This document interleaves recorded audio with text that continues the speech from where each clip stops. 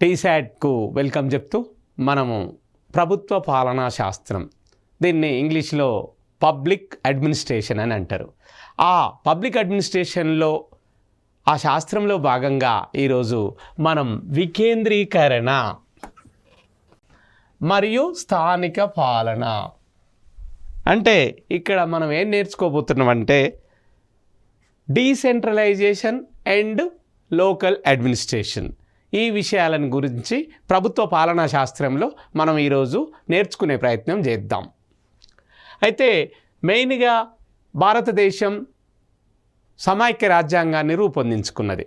మన భారత రాజ్యాంగ నిర్మాతలు డాక్టర్ బిఆర్ అంబేద్కర్ గారి నాయకత్వంలో మరి ఎలాంటి పరిపాలనను అందించాలనే విషయంలో రాష్ట్రాలకు స్వయం ప్రతిపత్తిస్తూ మరి కేంద్ర ప్రభుత్వం బలమైన కేంద్ర ప్రభుత్వాన్ని రూపొందిస్తూ భారత రాజ్యాంగాన్ని అర్ధ సమైక్య అర్ధ ఏకకేంద్ర లక్షణాలు కలిగిన రాజ్యాంగంగా దీన్ని నిర్మించారు. అందుకనే ఇంగ్లాండ్కు చెందినటువంటి మరి రాజ్యాంగ నిపుణుడు కేసీ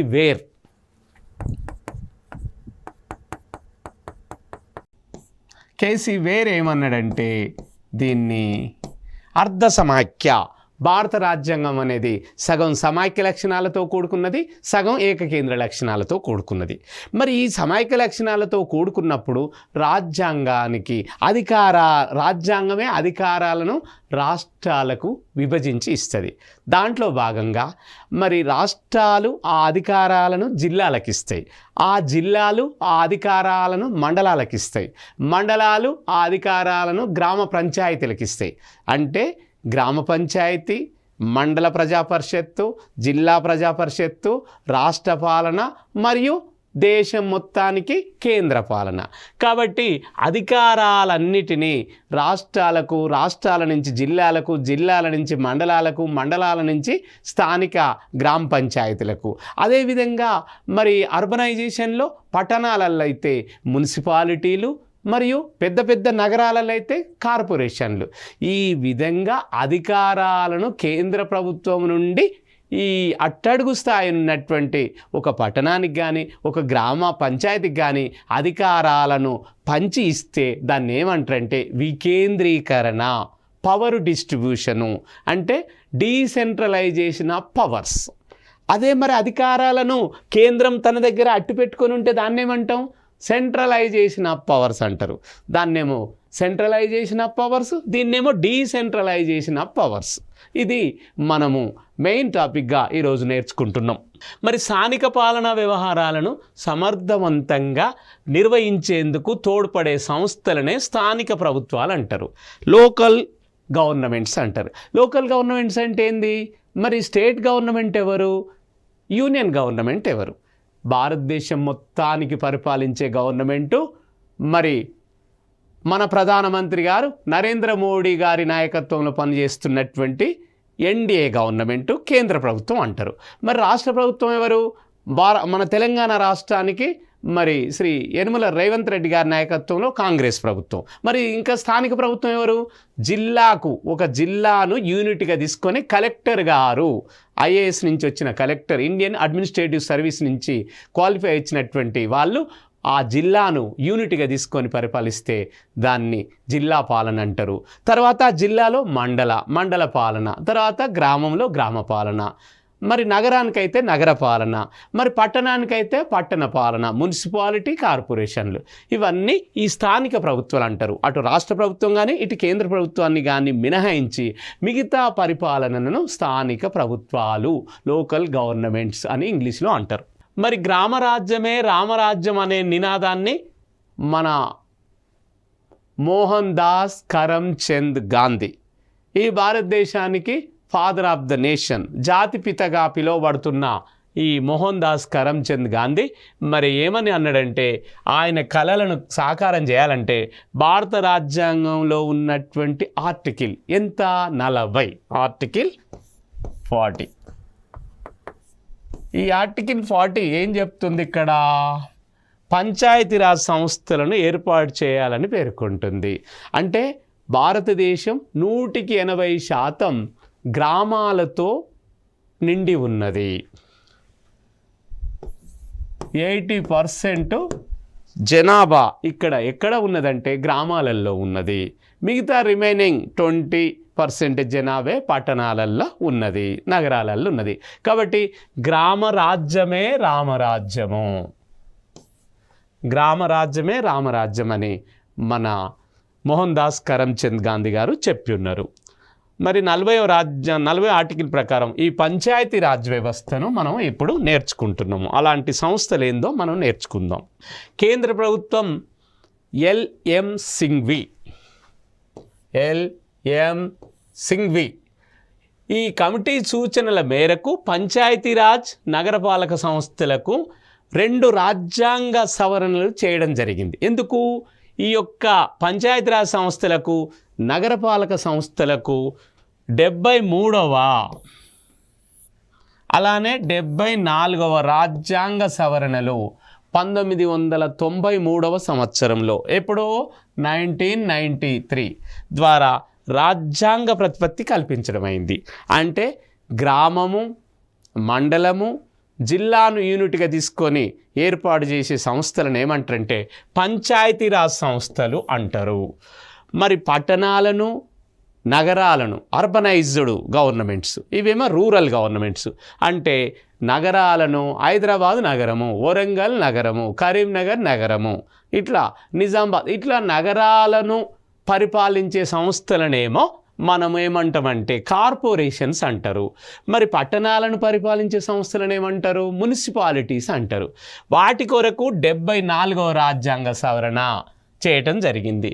దీన్ని పంచాయతీరాజ్, ఇది నగరపాలక సంస్థలు. ఈ సంస్థల గురించి దానికి స్వయం ప్రతిపత్తి అంటే అధికారాల కోసం ఇటు కేంద్ర ప్రభుత్వం మీద అటు రాష్ట్ర ప్రభుత్వం మీద ఆధారపడకుండా రాజ్యాంగంలో సవరణలు చేసి డైరెక్ట్ మన రాజ్యాంగమే వీటికి రాజ్యాంగ ప్రతిపత్తి కల్పించింది. ఏ సవరణలు? 1993వ సంవత్సరంలో 73వ రాజ్యాంగ సవరణ మరియు 74వ రాజ్యాంగ సవరణలు. చారిత్రక నేపథ్యం. అసలు ఈ స్థానిక పాలన అనేది మనం ఒకసారి చరిత్రలోకి వెళ్ళి పరిశీలిద్దాం. చరిత్రను తీసుకున్నట్టయితే బ్రిటిష్ కాలం కంటే ముందు స్థానిక సంస్థలు ఎలా ఉండే? మన దేశాన్ని ఇంగ్లాండ్ వాళ్ళు పరిపాలించారు, బ్రిటిష్ వారు. వాళ్ళకంటే ముందు చరిత్రలో ఈ స్థానిక సంస్థలు ఏ విధంగా ఉన్నాయో మనం ఒకసారి నేర్చుకునే ప్రయత్నం చేద్దాం. ప్రాచీన కాలంలో ఈ యొక్క స్థానిక ప్రభుత్వాలకు విశేషమైన చారిత్రక ప్రాధాన్యత ఉందంట. అప్పుడు కూడా చరిత్రలో కూడా ఈ స్థానిక పరిపాలన ఉన్నట్లు మనకు చరిత్రకారులు చెప్తూ వస్తున్నారు. కౌటిల్యుడు తన అర్థశాస్త్రంలో గ్రామ కూటమి అనేటువంటి గ్రామాధికారులను గుర్తించి ప్రస్తావించిండు. మరి చరిత్రలో గ్రామాలకు స్థానిక పాలనలు ఉన్నట్టు ఎవరు చెప్తున్నాయా? కౌటిల్యుడు. మరి ఎక్కడ చెప్పిండు? తన అమూల్యమైన గ్రంథమైన అర్థశాస్త్ర. కౌటిల్యుడు రాసిన గ్రంథం పేరు అర్థశాస్త్ర. టైటిల్ ఏమో అర్థశాస్త్ర. అందులో ఉన్నది మొత్తం పరిపాలన గురించి, అడ్మినిస్ట్రేషన్ గురించి ఉంటుంది. కాబట్టి ఆ అమూల్యమైన అర్థశాస్త్ర అనే గ్రంథంలో కౌటిల్యుడు ఏమని పేర్కొన్నాడు? గ్రామాన్ని పరిపాలించే అధికారి పేరు గ్రామిక లేదా గ్రామని. తర్వాత ఒక 10 మరి ఇప్పుడు ఎలా అంటే ఆ 2 అంశాలను మనం ఇప్పుడు నేర్చుకున్నది. ఒక గ్రామ అధికారిని ఏమని పిలుస్తారు? గ్రామని అని పిలుస్తారు. ఇప్పుడు గ్రామంలో మనం ఏమని పిలుస్తున్నాం? అధికారి పేరు సర్పంచ్ అని పిలుస్తున్నాం. అప్పుడు ప్రాచీన కాలంలో చరిత్రలో కౌటిల్యుడు చెప్పిన ప్రకారం అర్థశాస్త్రము అనే గ్రంథంలో గ్రామాన్ని పరిపాలించే అధికారిని గ్రామని అని పిలిచిండ్రు. అదేవిధంగా 10 గ్రామాలకు ఒక అధికారి ఉండే. 10 గ్రామాలకు ఒక అధికారి ఉంటే ఆ అధికారిని ఏమని పిలిచిండ్రయ్యా ఆ రోజు? దశగ్రామని. అంటే ఒక గ్రామాన్ని పరిపాలించే అధికారి పేరేమో గ్రామని, తర్వాత 10 గ్రామాలను పరిపాలించే అధికారి పేరేమో దశగ్రామని అని పిలిచిందని అప్పుడు స్థానిక సంస్థలు ఉన్నాయని చరిత్ర ద్వారా కౌటిల్యుని అర్థశాస్త్ర అనే గ్రంథం ద్వారా మనం నేర్చుకుంటున్నాం. మరి అదేవిధంగా మెగస్థనీస్ అనేటువంటి ఒక విదేశీ చరిత్రకారుడు తన అమూల్యమైన గ్రంథం, ఆయన కూడా ఒక ఫేమస్ బుక్ రాసిండు. ఆ గ్రంథం పేరు ఇండికా. మెగస్తనీస్ రాసినటువంటి ఇండికా అనే గ్రంథంలో పాటలీపుత్ర నగరంలోని మున్సిపల్ ప్రభుత్వం గురించి వివరించిండు. పాటలీపుత్రం అంటే ఏంటిది? పాట్నా. ఇప్పుడు బీహార్ అనే రాష్ట్రానికి రాజధానే పాట్నా. ఆ పాట్నా నగరాన్ని పాట్నా,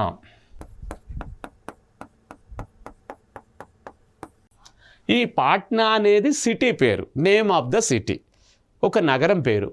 ఇది capital city of Bihar state. Bihar అనే రాష్ట్రానికి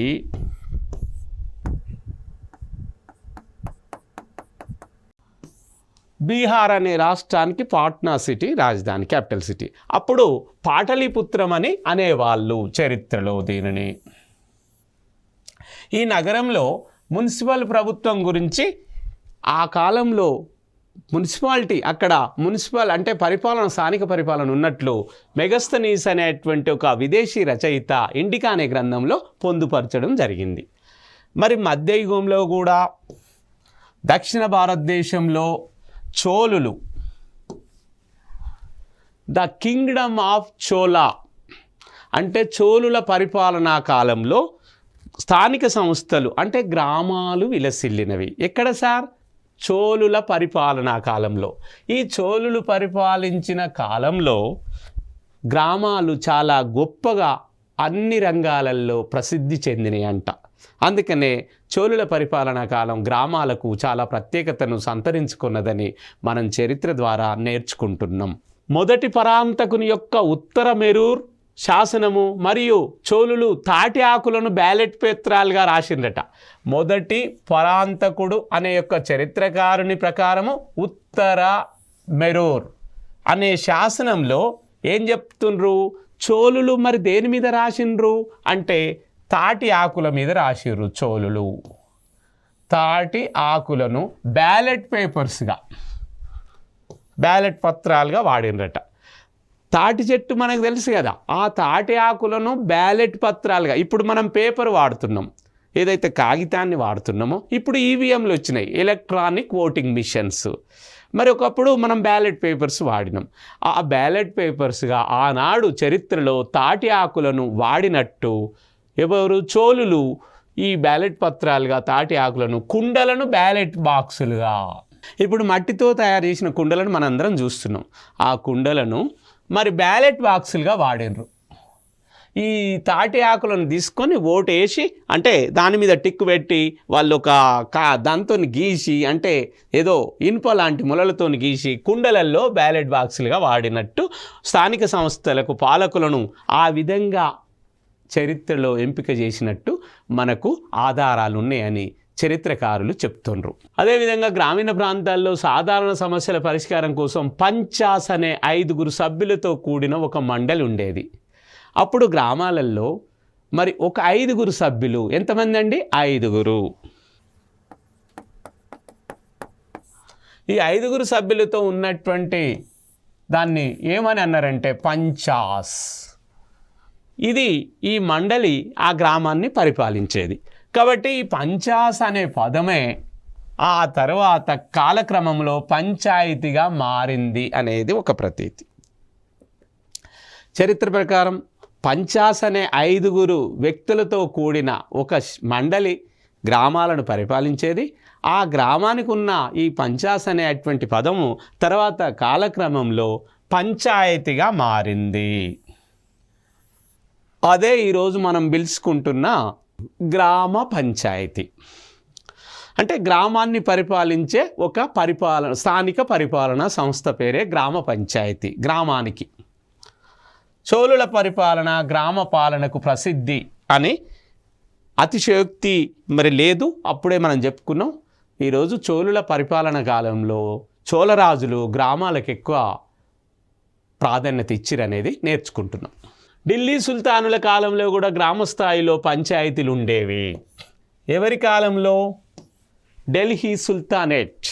ఢిల్లీ సుల్తానేట్ కాలంలో కూడా ఈ గ్రామాలలో జరిగిందంటే భూమిని కొలిచి దాని ఆధారంగా శిస్తు విధించే విధానాన్ని షేర్షా ప్రారంభించిండు.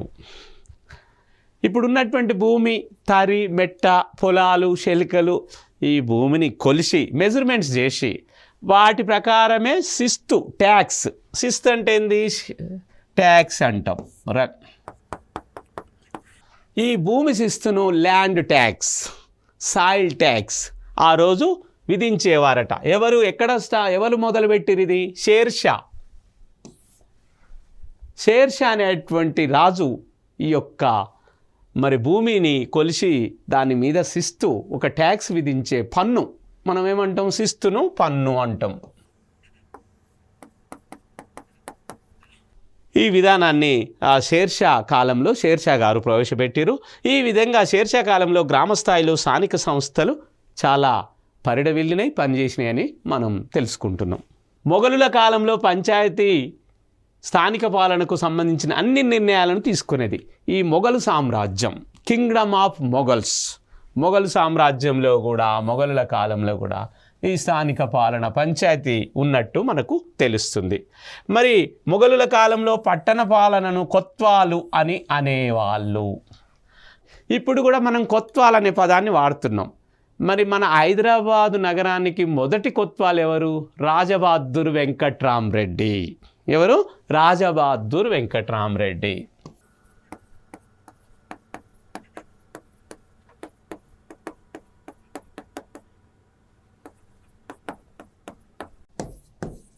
రాజబహదూర్ వెంకట్రామరెడ్డి.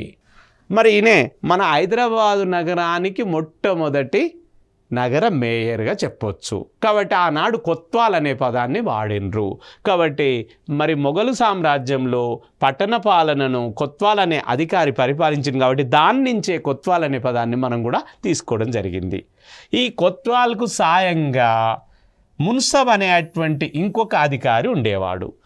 కొత్వాల్ అనే పై అధికారికి అతనికి అసిస్టెంట్గా సాయం చేయడానికి ఎవరుండేవారు? మున్సబ్ అనే అధికారి కూడా ఉండేవాళ్ళని మనకు చరిత్ర ద్వారా తెలుస్తుంది. బ్రిటిష్ కాలంలో స్థానిక సంస్థలు ఎలా ఉండే? ఇదంతా చరిత్రలో ప్రాచీన కాలంలో బ్రిటిష్ వారి పరిపాలన పూర్వం జరిగింది ఇది. మరి బ్రిటిష్ వచ్చినాక ఎట్లా జరిగింది స్థానిక పరిపాలన అనేది మనం నేర్చుకుందాం. మద్రాసు నగరపాలక కార్పొరేషన్ స్థాపనతో భారతదేశంలో ఆధునిక స్థానిక ప్రభుత్వ చరిత్ర మొదలైందని చెప్పొచ్చు. అంటే భారతదేశంలో ఈస్ట్ ఇండియా కంపెనీ అనుమతి, అది మన బ్రిటిష్ ఎలిజబెత్ రాణి అనుమతితో ఈస్ట్ ఇండియా కంపెనీ పరిపాలన మొదలైన తర్వాత మద్రాసు నగరంలో, ఇప్పుడు తమిళనాడు రాజధాని ఏదైతే చెన్నై అని పేరు మార్చుకున్న వాళ్ళు, కాబట్టి ఈ చెన్నై సిటీ పూర్వం మద్రాసు నగరం అనేది. కాబట్టి ఆ మద్రాసు నగరానికి ఒక కార్పొరేషన్ను బ్రిటిష్ పాలకులు ఏర్పాటు చేశారు. దాంతోనే ఆధునిక స్థానిక పాలన మొదలైందని చరిత్రలో చెప్పబడింది. రెండవ జేమ్స్ చక్రవర్తి జారీ చేసిన చార్టర్ 1687. ఎప్పుడండి?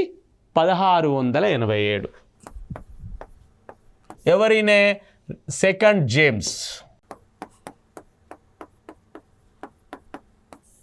ఈ second James second James second James మరి జారీ చేసిన ఒక ఆర్డర్ ప్రకారము 1687 సంవత్సరంలో పన్నుల వసూలు కోసం మద్రాస్ మున్సిపల్ కార్పొరేషన్ ఏర్పాటు చేసిండు. రెండవ జేమ్స్ చక్రవర్తి మరి ఎందుకు మద్రాస్ మున్సిపల్ కార్పొరేషన్? ఈ మద్రాస్ మున్సిపల్ కార్పొరేషన్ ఎందుకు ఏర్పాటు చేసిండంటే మరి పన్నులు, ట్యాక్సెస్ను కలెక్ట్ చేసిన కొరకు, ట్యాక్సెస్ డబ్బును, పన్నును, శిస్తును కలెక్ట్ చేయడం కొరకు, వసూలు చేయడం కొరకే ఈ మద్రాస్ మున్సిపల్ కార్పొరేషన్ ఏర్పాటు చేసినట్టు చరిత్ర ద్వారా తెలుసుకుంటున్నాం. ఇది ఎవరు స్థాపించారు? ఇదంతా ఈస్ట్ ఇండియా కంపెనీ. దీనిని ఈస్ట్ ఇండియా కంపెనీ వాళ్ళే నెలకొల్పి ఈ విధంగా మద్రాస్ మున్సిపల్ కార్పొరేషన్ను భారతదేశంలో తొలిసారిగా స్థానిక పరిపాలనగా, లోకల్ గవర్నమెంట్గా చెప్పడం జరిగింది. పన్ను విధింపును ప్రజలు వ్యతిరేకించడంతో ఏదైతే ప్రజల నుంచి ట్యాక్స్ వసూలు చేస్తుంటే ప్రజలు తిరగబడ్డారు, ప్రజలు వ్యతిరేకించారు. అప్పుడు 1726లో కార్పొరేషన్ స్థానే మేయర్ కోర్టులు స్థాపించబడ్డాయి. కార్పొరేషన్ ఏదైతే మద్రాస్ కార్పొరేషన్ ఉందో దాని స్థానంలో కొత్తగా మేయర్ కోర్టులు. మేయర్ కోర్టులు అనే దాన్ని మళ్ళీ ఏర్పాటు చేయడం జరిగింది. ఎప్పుడు జరిగింది ఇదంతా? 1726 సంవత్సరంలో. అయితే ఇవి పాలనా వ్యవహారాల కంటే న్యాయ సంబంధమైన విధులనే ఎక్కువగా నిర్వహించేవి. ఇవి అడ్మినిస్ట్రేటివ్ డ్యూటీస్ కంటే, పరిపాలనా వ్యవహారాల కంటే లీగల్ డ్యూటీస్ అంటే న్యాయ సంబంధమైన విధులనే ఎక్కువ నిర్వహించినట. బ్రిటిష్ వారు జిల్లాను ఒక పరిపాలనా యూనిట్గా తీసుకొని 1772లో కలెక్టర్ అనే పదవిని ప్రవేశపెట్టారు. బ్రిటిష్ వాళ్ళు ఏం చేశారు? ఒక జిల్లాను ఒక యూనిట్గా తీసుకున్నారు.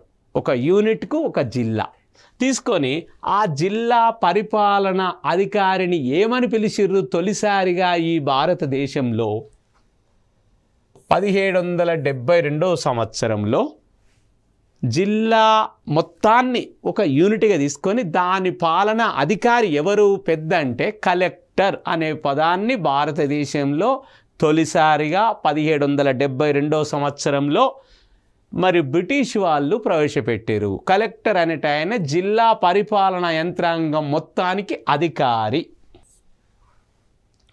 చార్టర్ చట్టం 1793 ప్రకారం 1793 సంవత్సరంలో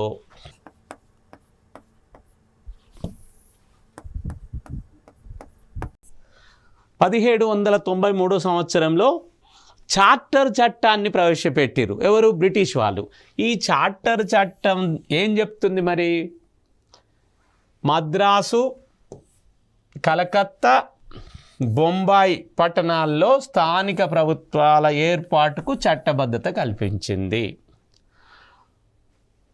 1793 సంవత్సరంలో బ్రిటిష్ వారు ప్రవేశపెట్టిన చార్టర్ చట్టము మద్రాస్ అంటే తమిళనాడు రాష్ట్రం రాజధాని, కలకత్తా అంటే పశ్చిమ బెంగాల్ రాష్ట్రం యొక్క రాజధాని, బొంబాయి అంటే మరి మహారాష్ట్ర, ఇప్పుడు మనం అనుకుంటున్న మహారాష్ట్ర ఏదైతుందో ఆ మహారాష్ట్ర రాష్ట్రానికి రాజధాని బొంబాయి.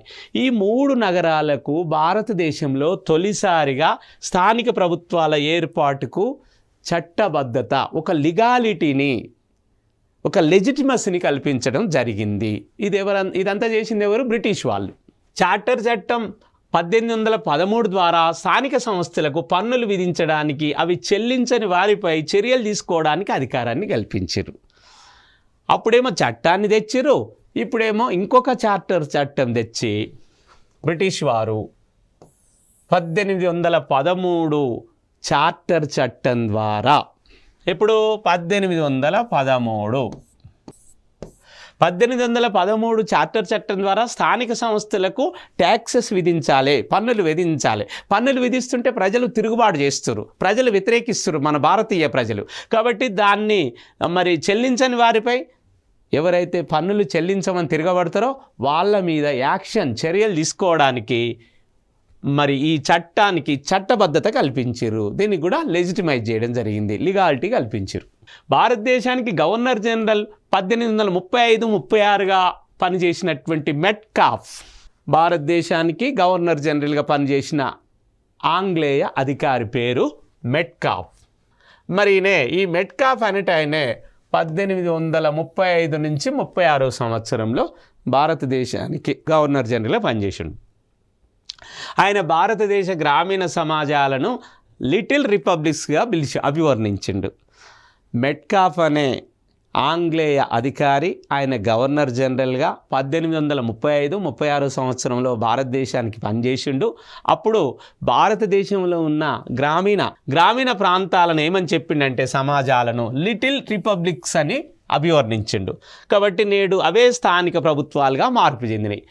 ఆ రోజు మెట్కాఫ్ చెప్పిన లిటిల్ రిపబ్లిక్స్ ఏవైతున్నాయో భారతదేశంలో గ్రామాల పరిపాలనా వ్యవస్థలు, అవి ఈరోజు స్థానిక ప్రభుత్వాలుగా అంటే లోకల్ గవర్నమెంట్స్గా వచ్చినాయి.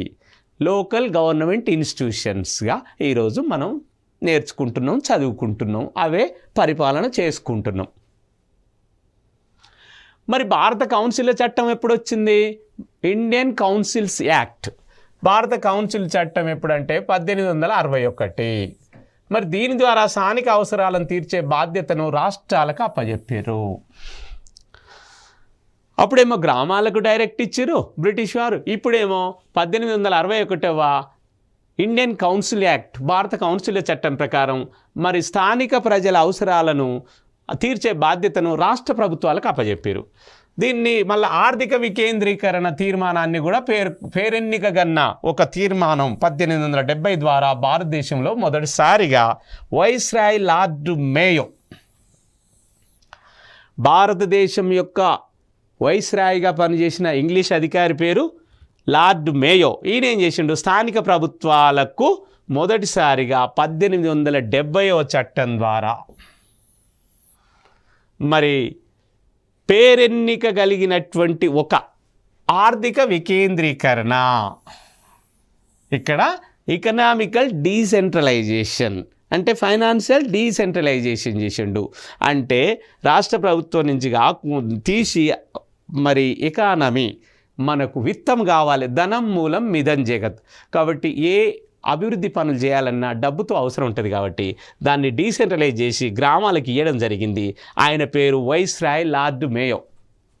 కాబట్టి ఈ విధంగా మనము వైస్రాయ్ లార్డ్ రిప్పన్ను స్థానిక ప్రభుత్వాలకు ఆర్థికపరమైన మరియు పాలనాపరమైన అధికారాలను బదలాయించిండు. 18 మే 1882 ఒక తీర్మానాన్ని ప్రతిపాదించిండు. ఎవరు?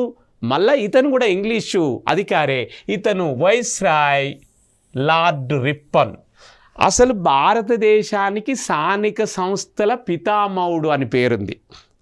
ఈయనే the father of local government institutions, father of local government institutions. Local governments అనే పేరు ఎవరికి ఉందంటే లార్డ్ రిప్పన్కు ఉన్నది.